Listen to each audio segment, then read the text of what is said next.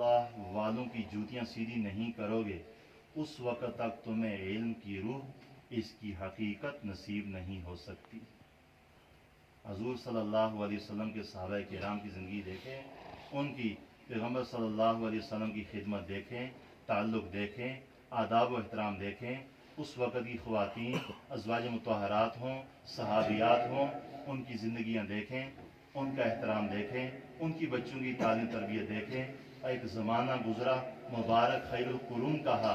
پھر اس سے ساتھ ملے وہ بہتر کہا، اس سے اگلے زمانے کو بہتر کہا۔ بہترین یقیناً تھا اس زمانے کے لوگ اپنے علم پر عمل کرنے والے، احترام کرنے والے، بہت کچھ کرنے والے تھے، جیسے سنتے تھے بس عمل میں لاتے تھے، باسم باسے سے گریز تھا،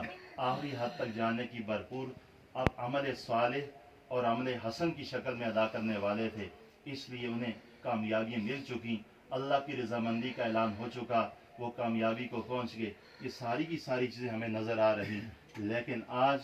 ہم صرف باتونی رہ گئے، باتوں کی حد تک رہ گئے، لیکن عمل سے اپنے کو کوڑا پاتے ہیں، اس لیے ہم کہیں پیچھے رہ گئے۔ بس ایک ہی ذریعہ ہے، آگے آئیں گے۔ حضرت نصیحت کرتے جلال میں آ گئے اور پھر فرمانے لگے کہ اللہ والوں کی جوتیوں کے ساتھ لگے جو مٹی کے ذرات ہیں، یہ دنیا کے بادشاہوں کے سر کے تاجوں میں جڑے موتیوں سے بھی کہیں زیادہ بہتر ہے۔ ہاں، عمر بن عبدالعزیز عمر فاروق کے فرق پوچھتے والا جو سائل تھا، جو جواب ابن